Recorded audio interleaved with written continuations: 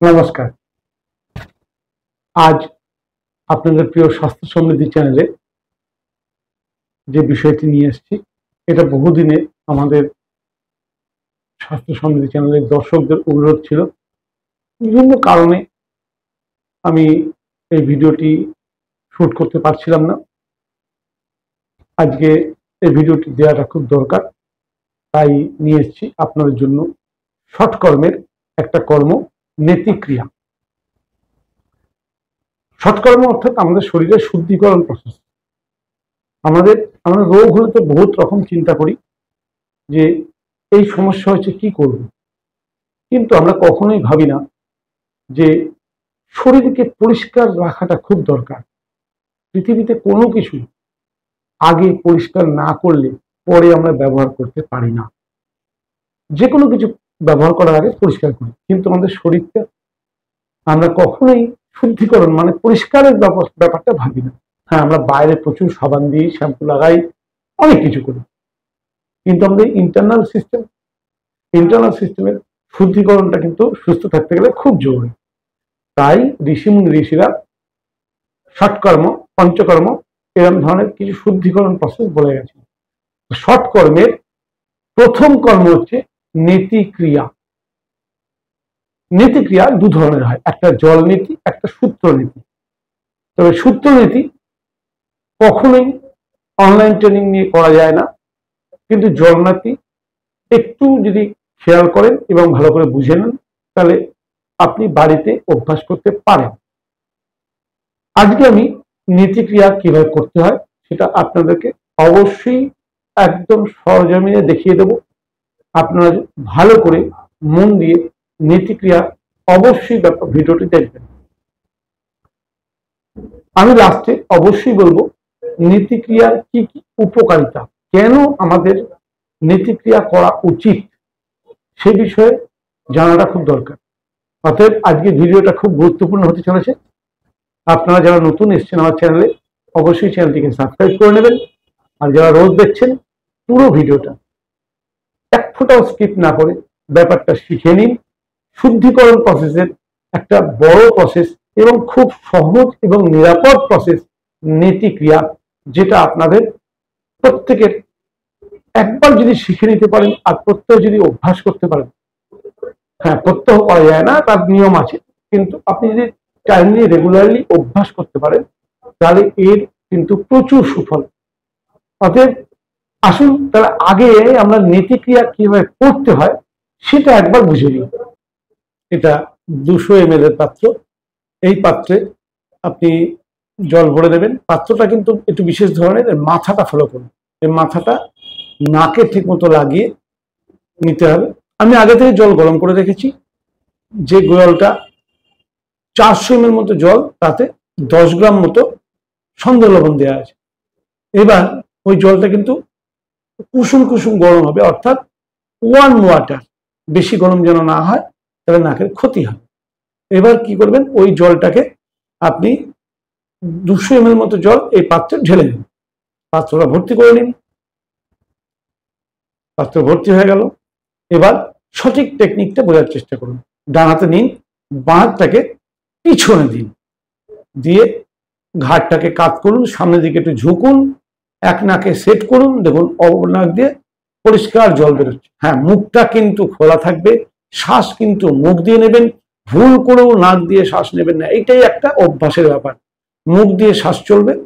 আমি সময়ের দিকে চিন্তা করে পুরো জলটা শেষ করলাম না, কিন্তু আপনি পুরো জলটাকে শেষ করবেন। একদিকে পুরো জলটা শেষ করবেন, আবার হাত চেঞ্জ করে নেবেন।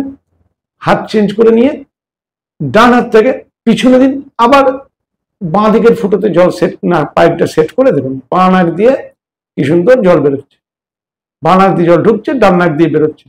এই সময় মুখ দিয়ে শ্বাস নেবেন, ভুল করেও নাক দিয়ে শ্বাস নেবেন না, তাহলে কিন্তু জল প্রবলেম হবে। হয়ে যাওয়ার পর নাক ঝাড়াটা কিন্তু খুব জরুরি।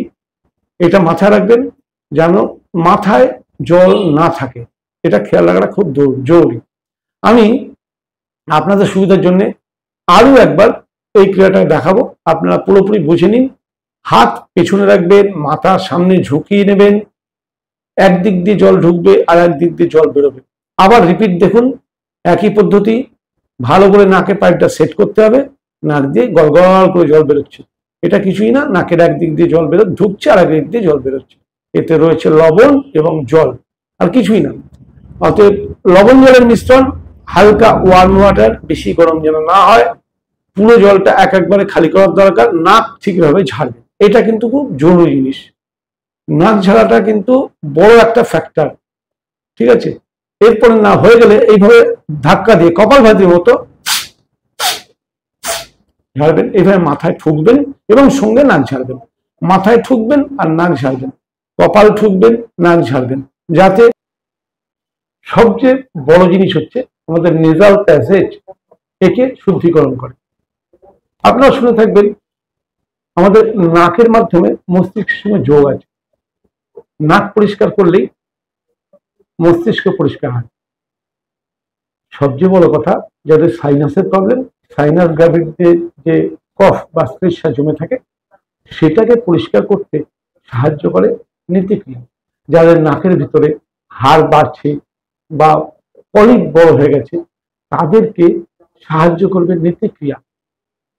নীতিক্রিয়ার এত গুণ, আপনি যদি অ্যালার্জিতে ভোগেন, রেগুলার হাঁচি, কিছুতেই ভীষণ ছাড়ছে না, নাক দিয়ে জল পড়া, এই যে সমস্যাগুলো, অ্যালার্জেটিক যে প্রবলেমগুলো, সিজনাল যেটা হচ্ছে সেটা তো আলাদা জিনিস, কিন্তু অনেকে দেখবেন কথায় কথায় হাঁচি শুরু হলে 120টা 30টা করে হাঁচি হয়। এবার নাকের ভেতরটা আপনি পরিষ্কার করবেন কি করে? নাকের ভেতর পরিষ্কার না করলে তো হবে না। হাঁচি হচ্ছে অর্থাৎ শরীর ন্যাচারাল ফেনোমেনা, যেটা নাকের ভেতরে কোনো অবস্ট্রাকশন হচ্ছে শরীর সেটাকে ধাক্কা দিয়ে বের করার চেষ্টা করছে। আমরা কি করছি? হাঁচিটাকে থামানোর চেষ্টা করছি। না না, নাককে পরিষ্কার করুন, নাক আপনার অটোমেটিক অ্যালার্জি বলে যে হাঁচিটা হচ্ছে বা যে নাক দিয়ে জল পড়ছে, সেটা থেকে মুক্তি পাবেন। নীতিক্রিয়া করলে যেটা মানে সবচেয়ে বড় মজার জিনিস, সেটা হচ্ছে আমাদের অক্সিজেন ইনটেক পাওয়ার বাড়ে, লাংস হেলদি হয়। আর একটা অলৌকিক শক্তি আছে আমাদের শরীরে, সেটা হচ্ছে যখন আমরা শ্বাস নিই এবং শ্বাস ছাড়ি, বিশেষত প্রাণায়ামের সময় শ্বাসের ঘর্ষণে আমাদের নাকের ভিতরে প্রকৃতির নিয়ম অনুযায়ী নাইট্রিক অক্সাইড প্রোডাকশন হয়। নীতিক্রিয়া করলে নেসাল প্যাসেজ এত পরিষ্কার পরিচ্ছন্ন থাকে যে নাকের ভিতরে যখনই শ্বাসের ঘর্ষণ হয়, নাইট্রিক অক্সাইড প্রোডাকশনটা খুব ভালো মতো হয়। আর নাইট্রিক অক্সাইড এমন একটা কেমিক্যাল যেটা ন্যাচারালি আমাদের শরীরে প্রোডাকশন হয়, এবং এটা হলে আমাদের বিপি, আপনার যে কোনো blockage, cholesterol, energy level, immunity system, শরীরের যে কোনো ডিজেনারেশন, সমস্ত কিছু কন্ট্রোল হতে সাহায্য করে। নীতিক্রিয়ার এত গুণ, এছাড়াও আরো অনেক গুণ আছে। চোখের উন্নতি করে, চোখের দৃষ্টিশক্তির জন্য নীতিক্রিয়ার বিকল্প নেই। চুলের উন্নতির জন্য নীতিক্রিয়ার বিকল্প নেই। অতএব প্রত্যহ আমাদের নীতিক্রিয়া অভ্যাস করা উচিত। কিভাবে করবেন? নিয়ম হচ্ছে যে নীতিক্রিয়া অবশ্যই রোজ করার দরকার নেই। যদি কোনো বিশেষ রোগে ভোগেন, সেক্ষেত্রে আপনি কারোর গাইডেন্সেই আপনি প্রাথমিক অভ্যাস করতে পারেন। তাছাড়া যারা বাড়িতে নর্মালি শরীরকে পরিষ্কার রাখার জন্য নীতিক্রিয়া করছেন, সপ্তাহে একদিন, ম্যাক্সিমাম 2 দিন সারা জীবন প্রতিনিয়ত অভ্যাস করা উচিত। তার বেশি করতে গেলে এবার কারো একজন অভিজ্ঞ লোকের পরামর্শ ছাড়া কখনোই রোজ করবেন না। কোনো কিছুই অতি ভালো নয়। অর্থাৎ নীতিক্রিয়া সম্বন্ধে নিশ্চয়ই আজকে পরিষ্কার হয়ে গেছেন। প্রত্যহ আপনারা যদি নীতিক্রিয়া করেন, তাহলে আপনাদের নেশাল প্যাসেজকে সুস্থ রাখতে পারবেন, বিভিন্ন রকম রোগ থেকে নিজেকে মুক্ত রাখতে পারবেন। অর্থাৎ আজকে তাহলে প্রোগ্রামটা কেমন লাগলো জানাতে ভুলবেন না। অবশ্যই লাইক, কমেন্ট ও শেয়ার করে আমাকে আরো লোকদের যাতে জানতে সুবিধা হয় সে ব্যবস্থা নিশ্চয়ই আপনারা করে দেবেন।